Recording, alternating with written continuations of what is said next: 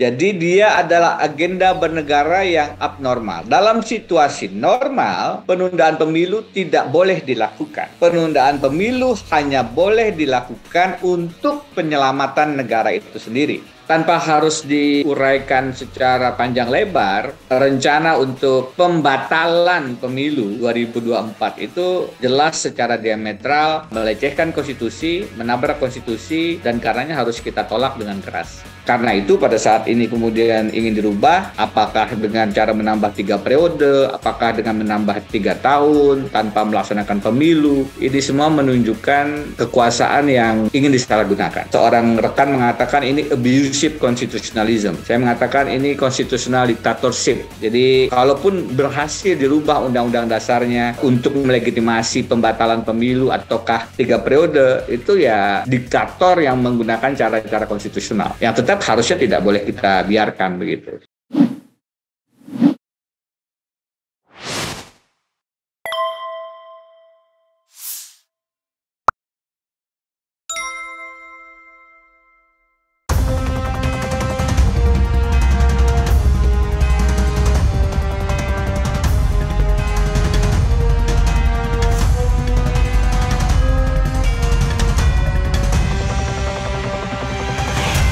Assalamualaikum warahmatullahi wabarakatuh, Sobat RH sekalian. Jumpa lagi kita di channel yang keren ini. Keren. Di depan saya, walaupun jauh di Melbourne sana, ada rekan saya, Profesor Denny Indrayana. Dan kita akan mau membicarakan soal penundaan pemilu. Assalamualaikum warahmatullahi wabarakatuh, Den. Waalaikumsalam warahmatullahi wabarakatuh, Bang. Apa kabar? Baik. Saya mengucapkan selamat dulu. Kemarin sakit-sakit, ya kan? Sudah sakit, lupa sebelumnya. Selamat atas sudah punya menantu sekarang. Luar biasa. Iya, tanggal 6 Februari kemarin, putri saya, anak yang kedua menikah. Jadi alhamdulillah sudah satu di antara 3. Luar biasa. Padahal saya lebih dulu punya anak. Lebih dulu menikah. Punya menantunya lebih dulu Prof. Denny. Ya, saudara sekalian, kita ingin bicara mengenai soal penundaan pemilu. Tapi kalau di sana jam berapa, Prof? Sekarang pukul 11:54 malam. Beda 4 jam dengan Jakarta. Hampir jam 12 malam. Oke, beda ini ya, beda 4 jam ya. Saya panggil Bung Denny ya, karena Bung itu masih punya peluang untuk menjadi calon presiden soalnya. Terlepas presiden. Ya, Bang. Silakan bebas saja, Bang. Untuk perseorangan masih ditolak ya, yang menurut saya it doesn't make sense ya. Masa urusan presidensial threshold cuma urusan partai politik ya, nggak masuk akal ya. Dulu pimpinan KPK aja menjadi urusan masyarakat, apalagi urusan presidensial threshold ya. Saya ingat dulu ada komponen masyarakat mempermasalahkan masa jabatan pimpinan KPK, diterima legal standingnya. Ini sekarang orang yang memang mau nyalon presiden nggak diterima legal standingnya ya. Oke, Bung Denny ya, saya lihat kemarin sebelumnya ya, Anda menulis di Harian Kompas soal penundaan pemilu. Nah, saya ingin membahasnya dengan Anda buat Sobat Era sekalian dalam 2 perspektif tentunya ya. Perspektif hukum tata negara yang memang merupakan background ilmu Anda, tapi tidak salahnya juga kalau kita bicara dalam perspektif non-hukum ya, non-constitutional law, mungkin juga politik. Saya ingin memulai pertanyaan dengan apa yang Anda rasakan ketika kok lagi dan lagi ada isu tentang penundaan pemilu, bahkan tidak hanya isu, secara resmi diusulkan oleh 3 pimpinan partai politik. Silakan, Bung. Ya, di satu sisi rasanya gregetan ya. Gregetan karena hal yang seharusnya tidak perlu terjadi kalau kondisi normal kita berpikir secara bijak, kita berpikir merawat konstitusi dan kehidupan berbangsa kita. Tetapi faktanya diungkapkan pula masalah penundaan ini. Meskipun saya hari ini sebenarnya menulis di harian Kompas. Oh, hari ini tidak. Saya sudah baca, tapi saya tidak persis tanggalnya. Oke. Ya, saya bilang ini bukan penundaan, ini pembatalan. Nanti bisa kita jelaskan itu. Jadi kenapa gregetan? Karena ya tadi harusnya isu ini tidak perlu muncul bahkan begitu. Kalau kita memang punya pemimpin-pemimpin yang negarawan, berpikir kesejahteraan, kepentingan nation, kepentingan masyarakat dan rakyat secara lebih luas begitu, bukan kepentingan sekelompok orang atau pribadi. Jadi faktanya ini muncul, itu yang membuat gregetan. Tapi sebenarnya kan indikasi-indikasinya sudah mulai muncul sejak kita mendengar ada wacana 3 periode. Kemudian kita akhirnya juga mendengar kalau tidak periode ya paling tidak diperpanjang 3 tahun. Jadi itu sudah merupakan bisik-bisik kasak-kusuk di belakang layar sudah sejak lama. Ketika salah satu mantan menteri menulis kolom 3 periode, saya mengirimkan pesan WA, kok ditulis? Karena saya dengar sudah mulai menurun isunya. Apa ada indikasinya? Dan beliau mengatakan saya mendapat informasi kuat bahwa itu akan dilakukan. Ya? Ya kan, karena kan sudah tersebar tulisannya kan. Jadi kan. Ya betul.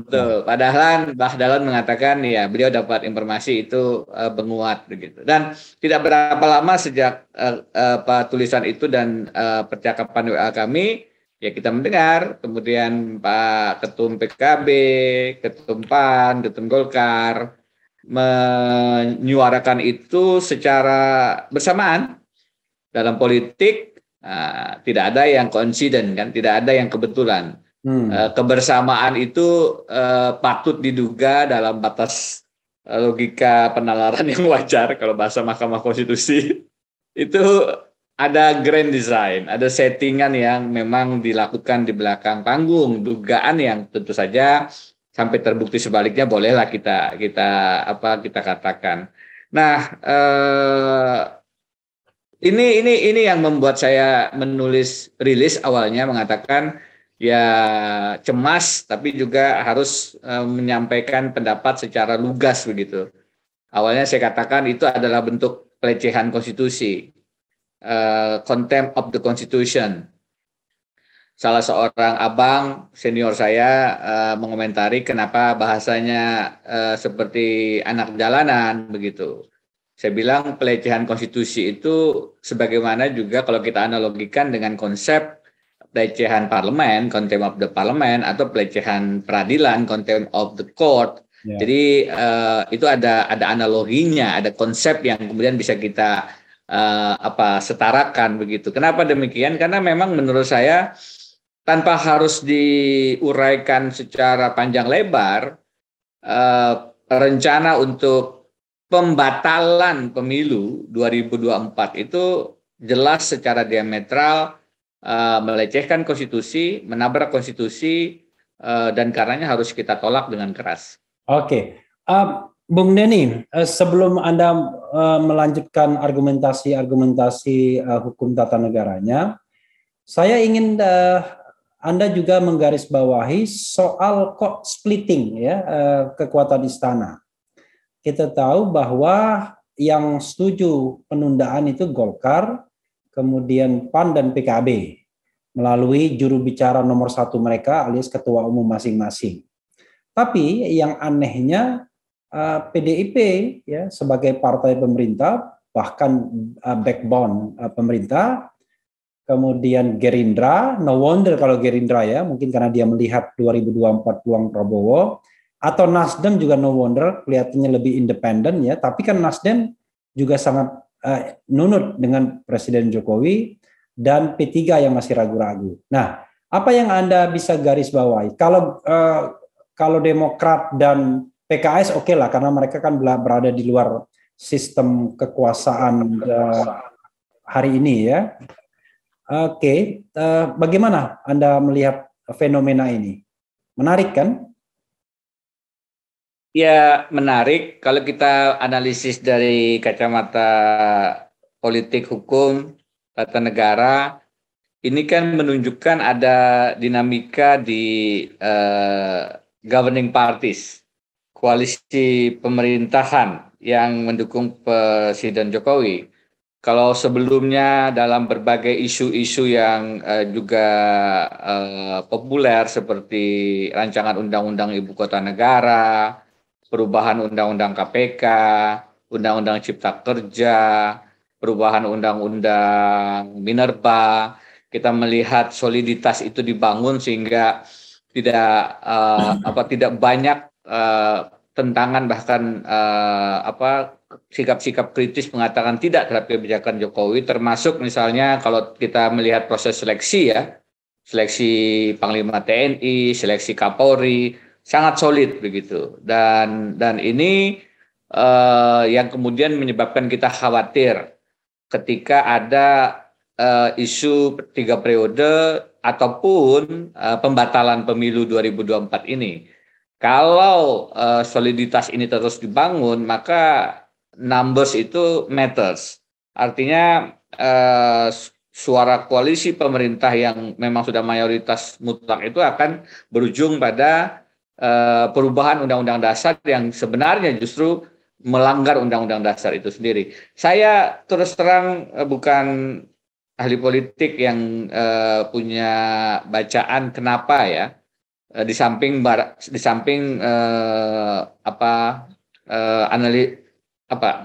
melihat secara singkat saja bahwa memang beberapa partai ini masih melihat peluang perubahan kursi, perubahan kekuatan di 2024, mereka barangkali masih punya harapan begitu, sehingga menambah kekuatan, menambah daya tawarnya di satu sisi, dan di sisi lain barangkali mereka juga melihat penolakan publik yang sangat deras ya, sehingga kemudian akan berpengaruh juga kalau mereka tetap bertahan dalam ide yang tidak populer ini.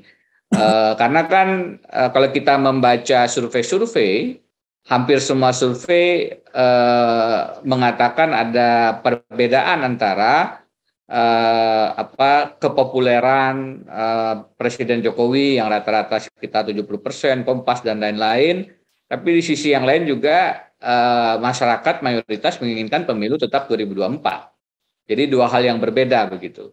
Meskipun saya memberi catatan juga, terutama dalam bidang hukum. Bagi saya, survei Kompas yang menunjukkan bahwa kepuasan di bidang hukum masih sekitar 60-an, hampir 70% itu menjadi pertanyaan begitu. Karena banyak sekali isu-isu hukum yang kritis dalam artian sekarat begitu di masa pemerintahan ini. Dengan segala hormat kita melihat upaya pelumpuhan KPK berhasil dilakukan, dan tadi berbagai proses legislasi yang sangat menihilkan partisipasi publik. Kalau meminjam istilah putusan MK, meaningful participation, partisipasi yang bermakna itu tidak terjadi. Dan karena itu saya membaca ini adalah bentuk populisme Jokowi yang berhasil begitu. Bukan penegakan hukumnya yang sebenarnya berhasil, tapi populisme dia, kemampuan PR-ing dari buzzer-buzzernya yang kemudian berhasil sedikit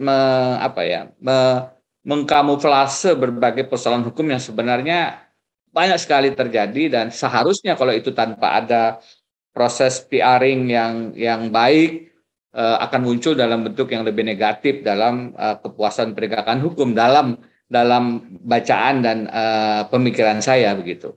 Nah, terkait dengan tadi kenapa tidak solid tentang penundaan atau bahasa saya pembatalan pemilu 2024, saya pikir karena dua faktor itu. Satu, memang masing-masing partai yang menolak ini melihat ada kemungkinan merubah komposisi kekuatan mereka.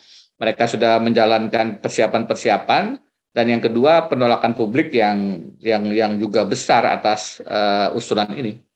Jadi kalau publik seandainya tidak menolak, Anda akan melihat bahwa partai-partai yang hari ini menolak mungkin saja mengatakan iya juga, begitu Bung ya?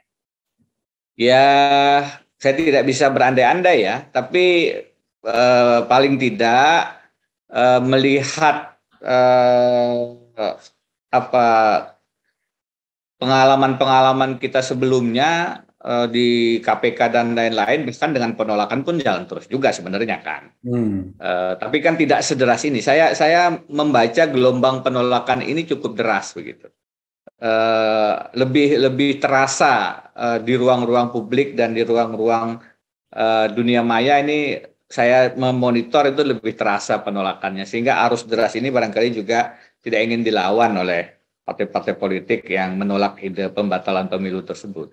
Yang menarik, Bung Denny ya, partai yang menyuarakan penundaan pemilu ini kan adalah partai yang lahir pada era reformasi, mewakili dua arus utama ya, terutama umat Islam ya, yaitu Islam modernis yang diwakili oleh Partai Amanat Nasional, walaupun dia kemudian tetap menjadi partai yang terbuka, dan kemudian Islam tradisional yang diwakili oleh PKB, dan dua-duanya adalah partai besutan orang-orang terkenal yang merupakan proponen dari reformasi kan, yaitu Amin Rais dan almarhum Abdurrahman Wahid. Kalau Golkar oke lah, Golkar kadang-kadang performa politiknya kan sangat pragmatis kadang-kadang ya. Nah, apa yang Anda ingin catat ya? Karena kita berharap bahwa buah dari reformasi itu kan salah satunya adalah pembatasan kekuasaan, pembatasan jabatan ya. Sehebat apapun orang, kalau kekuasaannya tidak dibatasi ya nanti cenderung korup juga, power tends to corrupt gitu ya. Gimana, Bung? Ya, kalau kita melihat partai-partai sekarang, agak sulit kemudian kita mencari partai-partai yang betul-betul membawa semangat reformasi yang dulu tahun 98 sama-sama kita perjuangkan ya. Artinya akan sulit mencari partai yang betul-betul misalnya kemarin fight untuk menolak perubahan undang-undang KPK. Ya kan? Semuanya relatif sepakat begitu. Ada satu dua yang punya tone, nada suara yang berbeda, tapi pada akhirnya toh tidak ada yang kemudian menolak perubahan undang-undang KPK itu. Padahal kalau kita bicara reformasi, salah satu amanatnya yang secara jelas adalah memberantas KKN. Dengan melumpuhkan KPK, membuat KPK hidup enggan mati tak mau, maka itu menunjukkan memang partai-partai yang punya amanat reformasi pemberantasan KKN boleh dikatakan tidak ada. Kalau ada yang kemarin stand up dan secara tegas mengatakan menolak perubahan undang-undang KPK, nah kita bisa melihat ini faktor pembeda begitu. Tapi yang kita lihat kan tidak ada. Nah, jadi dengan sedih kita mengatakan ya kalau ukurannya adalah pemberantasan korupsi, penguatan dan pelemahan KPK, maka kita harus mengkritisi sikap-sikap partai yang sekarang ada. Tidak ada yang betul-betul sebenarnya membawa semangat reformasi itu. Oke, Bung Denny ya, saya bacakan artikel yang Anda tulis di Harian Kompas itu. Anda mengatakan bahwa salah satu jalan ya yang disebutkan juga oleh orang hukum tata negara adalah bisa jadi penundaan pemilu, kalau Anda mengatakan pembatalan pemilu, yaitu dengan perubahan konstitusi. Tapi Anda mengatakan dari sisi constitutional morality ini nggak benar ini. Masa sebuah perubahan yang justru membatalkan atau bertentangan dengan konstitusi itu sendiri yang semangatnya adalah pembatasan masa jabatan. Bisa dielaborasi lebih lanjut, Bung Denny, agar masyarakat tidak muncul kesan ya di masyarakat bahwa sepanjang kekuatan politik mau bisa saja berubah ya, padahal ya. Nah, prinsip negara hukum kan nggak bisa begitu. Silakan. Kalau kita membahas wacana penundaan pemilu ini, maka banyak sekali logika sesat pikir dan lompatan-lompatan yang kemudian harus kita luruskan. Pertama, logikanya adalah penundaan pemilu itu sebenarnya bukan agenda bernegara yang normal. Jadi dia adalah agenda bernegara yang abnormal. Dalam situasi normal, penundaan pemilu tidak boleh dilakukan.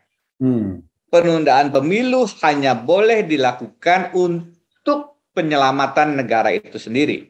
Misalnya kalau diselenggarakan ternyata mengancam kehidupan berbangsa, mengancam jiwa, mengancam nyawa karena bencana alam. Karena bencana non-alam seperti pandemi corona ini, maka itu memungkinkan penundaan dilakukan. Satu. Dan dalam sejarahnya saya tulis, sejak tahun 45 sampai 2015, menurut catatan dari National Election Across Democracy and Autocracy, itu ada lebih kurang 144 negara yang pernah menunda atau tidak melaksanakan pemilu pada waktunya. Nah, sepanjang sejarah corona, sejak 21 Februari 2020 sampai 21 Februari 2022, catatan dari International IDEA, juga ada lebih kurang 80 negara dan wilayah yang menunda pemilu. Meskipun lebih banyak lagi, 160 negara yang tetap melaksanakan pemilu tepat waktu. Jadi 100 berapa? 160? 160 yang tetap melaksanakan. Oke. Ini dalam 2 tahun, dari 20 Februari 2020 sampai 20 Februari 2022. Jadi bahwasannya penundaan bisa dilakukan, iya.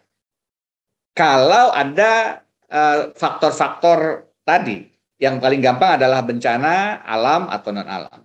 Nah, tetapi yang harus diwaspadai, tidak dilaksanakan pemilu itu juga bisa merupakan faktor di luar alasan-alasan objektif itu. Jadi kalau penundaan itu salah satu karakteristiknya adalah limited time, dalam batas waktu yang terbatas. Kita pernah menunda pilkada 2020 dari September ke Desember.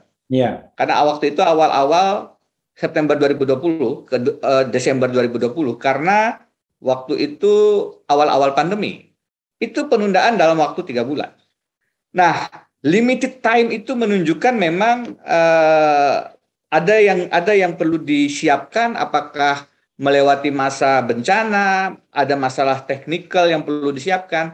Tetapi kalau waktunya sampai bertahun-tahun, bahkan 3 tahun, itulah ciri-ciri pembatalan. Jadi makanya saya katakan, menunda pemilu dari 2024 ke 2027 itu salah satu karakter pembatalan, bukan penundaan yang limited time. Dan biasanya pembatalan itu dipengaruhi oleh keinginan penguasa, incumbent dalam hal ini, untuk memperpanjang kekuasaannya, satu, atau karena takut kalau pemilu dia belum tentu menang, dua, atau karena ada persoalan-persoalan yang tidak populer yang sedang menyerang image dia. Siapa yang menuliskan itu? Saya mengutip itu dari tulisan yang dibuat oleh James dan Al-Hozik yang menulis di jurnal tahun 2000 tentang bagaimana cara demokratis menunda pemilu di masa pandemi corona. Jadi dia katakan ada karena postponement, penundaan, ada karena batalan, cancellation, dan minta maaf ini agak teoritik, tapi intinya yang dilakukan, diusulkan oleh ketua-ketua partai menunda 3 tahun itu lebih mempunyai karakteristik atau bau-bau pembatalan. Dan kalau kita mendengar usulan itu, selain menunda bahasa mereka yang saya katakan adalah membatalkan, di dalamnya juga satu paket diminta untuk yang incumbent tetap menjabat. Jadi yang presiden, wakil presiden tetap diperpanjang otomatis, DPR, DPD juga begitu, DPRD juga begitu, bahkan kepala daerah kan ada pemikiran begitu. Jadi ini betul-betul karakteristik pembatalan. Nah, selanjutnya ketika ada yang mengatakan, ya kalaupun ingin ditunda, ubah saja dulu. Caranya adalah dengan merubah Undang-Undang Dasar. Menurut saya inilah juga pola pikir yang tadi menyesatkan tadi. Jadi kalau kita bicara perubahan Undang-Undang Dasar, kita paham ada formal amandemen melalui pasal 37, ada judicial interpretation seperti kasus-kasus perubahan Undang-Undang Dasar melalui putusan peradilan Mahkamah Agung Amerika Serikat misalnya, ada kasus Marbury versus Madison yang sangat terkenal melahirkan konsep judicial review, ada konvensi, kemarin ada yang mengatakan dekret. Itu cara-cara perubahan Undang-Undang Dasar. Tetapi cara-cara perubahan Undang-Undang Dasar itu tentunya harus sesuai dengan prinsip-prinsip keberadaan Undang-Undang Dasar itu sendiri. Apa? Konstitusionalisme, pembatasan kekuasaan. Ketika ada periodisasi jabatan yang dibatasi 5 tahun atau 2 kali periode untuk presiden, ada rentang pemilu yang periodik dan reguler menurut pasal 20 berapa itu? 23 ya. Ya. Undang-Undang Dasar kita, maka ketika pasal 22, itu dirubah, pasal 22 maaf, 22, ketika itu dirubah tanpa pembatasan masa jabatan, tanpa pemilu yang periodik dan reguler, tentu ini perubahan yang didesain untuk melanggar Undang-Undang Dasar itu sendiri. Karena itu saya katakan kalau dalam bahasa hukum itu batal demi hukum, kalau dalam bahasa pembatalan melanggar konstitusi ini iya, batal demi konstitusi. Jadi karena melanggar prinsip konstitusionalisme itu. Bung Denny ya, ini kita kan kemudian bicara tentang tata negara. Seandainya memang ini kan Anda ingin mengatakan bahwa alasan untuk menunda atau bahkan meniadakan pemilu, cancellation menurut Anda itu sebenarnya tidak justified gitu ya? Ya.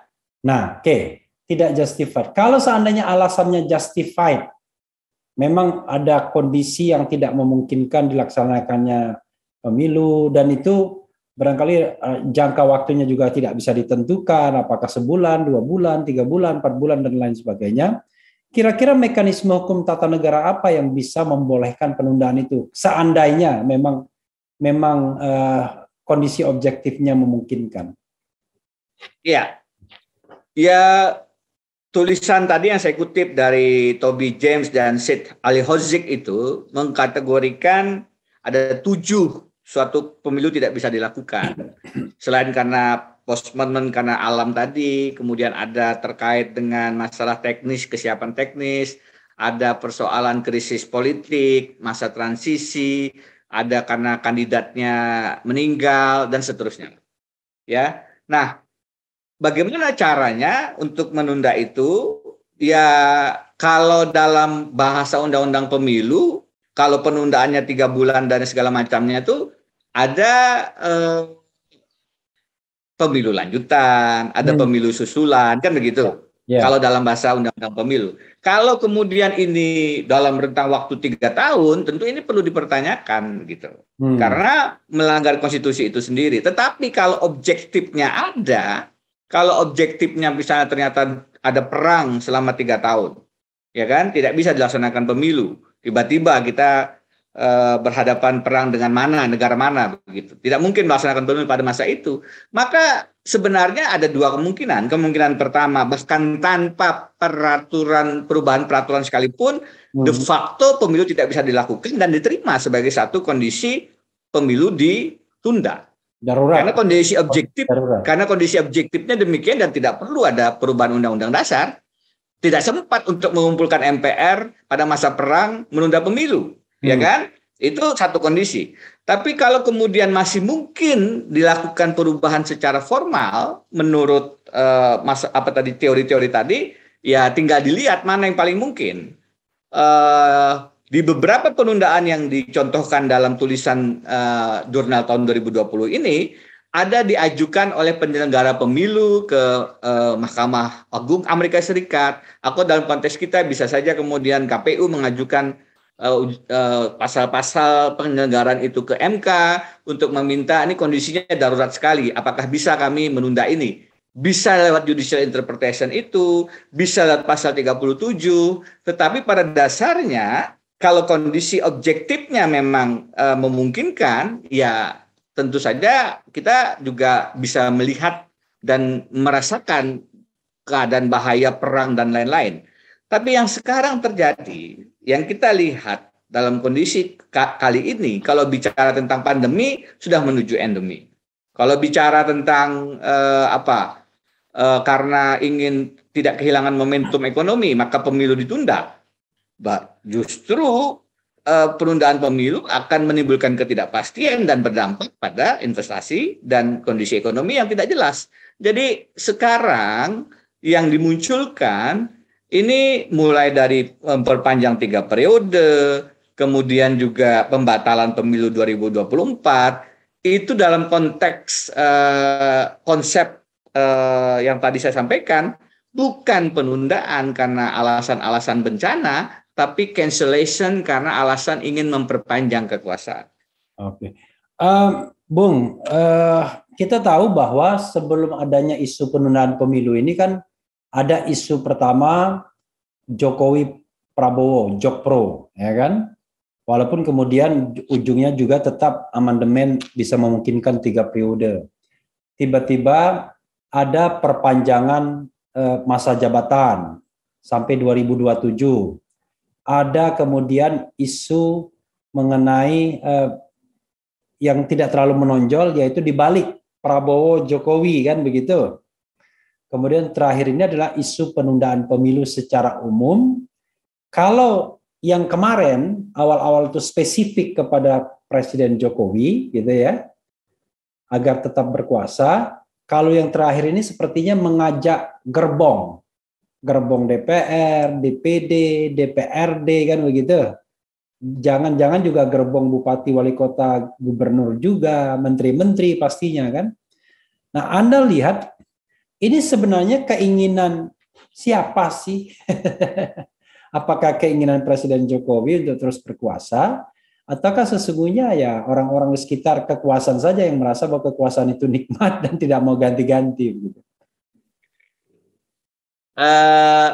Agak sulit untuk menjawab siapanya ini, karena ini permainan di panggung belakang ya. Tapi begini, pada saat bicara 3 periode, ide ini kan kemudian dengan cepat ditolak oleh partai-partai. Karena yang mendapat gain-nya, yang mendapat profit keuntungan politiknya, political gain-nya itu ya relatif hanya Jokowi dan mungkin kelompok-kelompok di sekitarnya kan. Tapi partai-partai lain atau partai-partai pada dasarnya tidak menikmati itu. Sehingga memang sulit untuk mengajak proposal ini disetujui oleh kekuatan-kekuatan partai politik. Nah, dengan melemparkan ide pembatalan pemilu, dan kemudian itu gain politiknya bisa diperoleh oleh anggota DPR pusat dan daerah, termasuk DPD kalau itu disetujui, kemudian juga barangkali kepala daerah, tadi juga menteri-menteri, ya ini kan ada kemungkinan keinginan untuk menyetujuinya meluas. Meskipun sekarang kita masih menghitungnya baru 3 partai katanya, PKB, PAN, dan Golkar. Ada yang bilang itu barangkali juga ya di pemberitaan-pemberitaan ya, bahwa itu terkait dengan sandera persoalan-persoalan hukum pada beberapa orang yang ada di partai-partai tersebut. Pasien berjalan. Pasien ya, walau-alam. Tapi kan bahwasanya kemudian persoalan hukum sekarang dijadikan bergaining position dalam mengambil keputusan politik, kita sama-sama maklum itu mungkin dan jamak terjadi. Nah, apakah ini akan sukses atau tidak? Saya tidak bisa memastikan. Kalau dilihat dari kalkulasi sekarang, kalau 3 partai saja ya agak berat. Siapa yang mendorong ini? Ini yang menarik. Dan kemarin anehnya hanya ada satu situs berita yang mengungkapkan tangan pemerintah di balik penundaan pemilu. Kira-kira judulnya begitu kan? Yeah. Dan saya mendapatkan link berita itu dalam 1 hari itu lebih dari 10 kali, saking banyaknya yang menjapri ke saya. Begitu. Yang menarik itu kalau nggak salah CNN ya? CNN. Iya, CNN. Maksudnya CNN ini kan ibaratnya portal berita yang ya yang jelas seperti Detikcom Betul, juga gitu. betul. Kita kan sering juga mendapatkan portal berita yang patut dipertanyakan kan. Iya.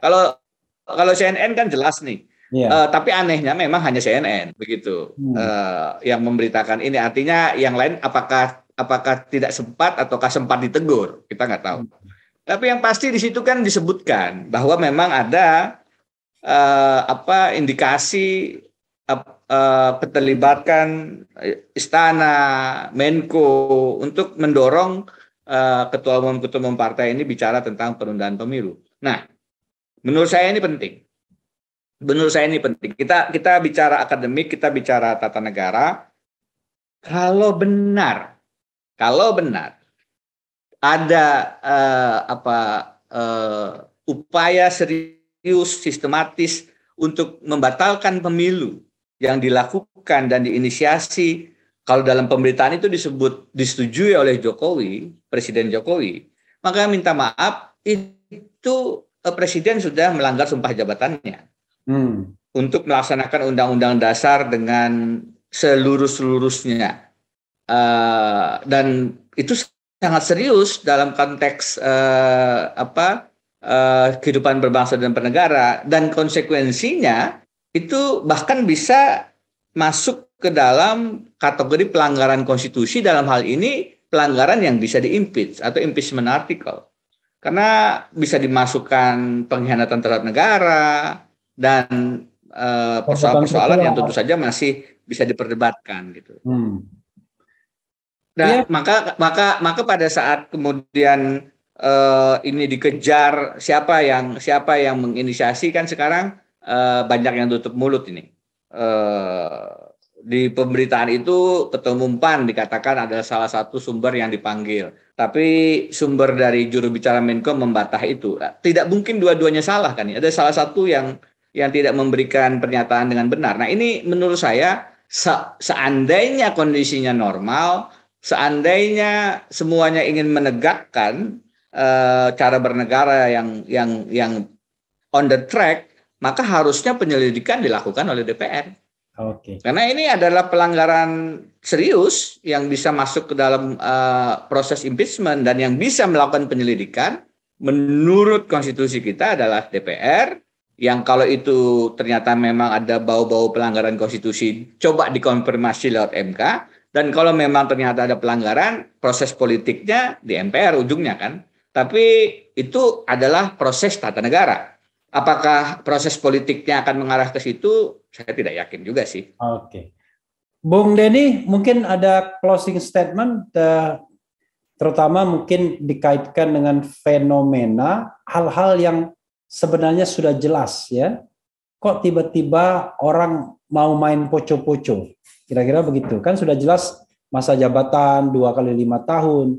Ini kan paling tidak terjadi ya pada masa pemerintahan SBY. Ketika mau berakhir ya sudah berakhir saja.